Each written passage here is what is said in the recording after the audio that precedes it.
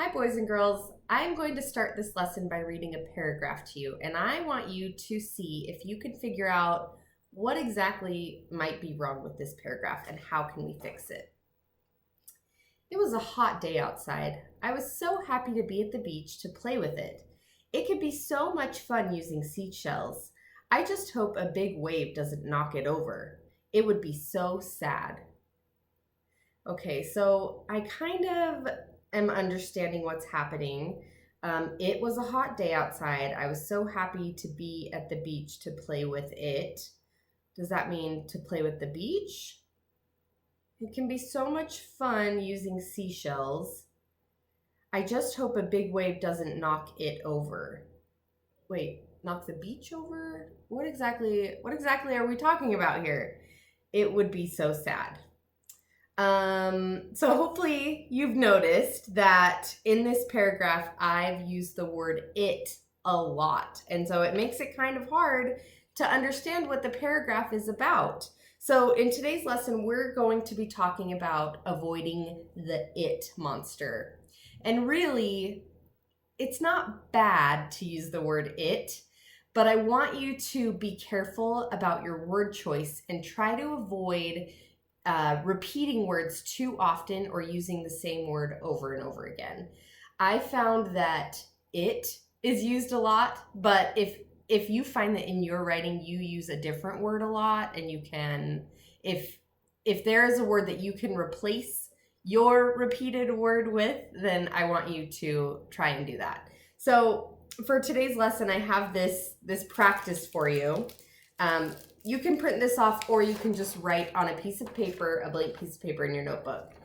But it is just the paragraph that I just read to you. I want you to rewrite the paragraph so that it makes sense and so that the reader understands what is truly going on in the paragraph. So try to take out the word it as much as you can. It was a hot day outside. Instead of saying it, I might just say the weather was very warm, or, just try to replace the word it with something else. I was so happy to be at the beach to play with it. I might say, I was so happy to be at the beach to play in the sand, or to play with my family, or to play in the water. I feel like anything could really go there. But when we use it over and over again, then it's hard to see what we're talking about when we say it so much.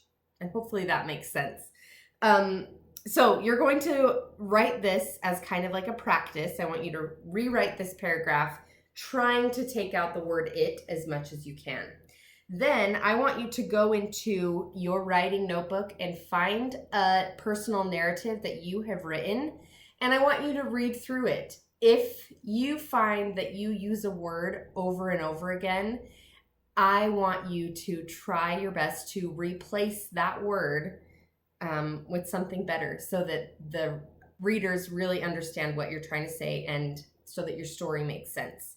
So you can go into a story that you've already written, or you can write a new story and just really, really focus on not using a word too often, and really being careful about your word choice. There's not a story to go along with today's lesson.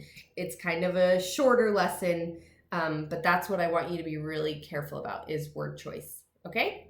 So if you go to a story that you've already written and you write a new section of that story that sounds so much better because you changed the words around, or you took out the word it that you used too much, or a word that you used over and over again, take a picture of your before story and then take a picture of your after story and send both of them to me so that I can see the before and after and the progress that you made. Okay?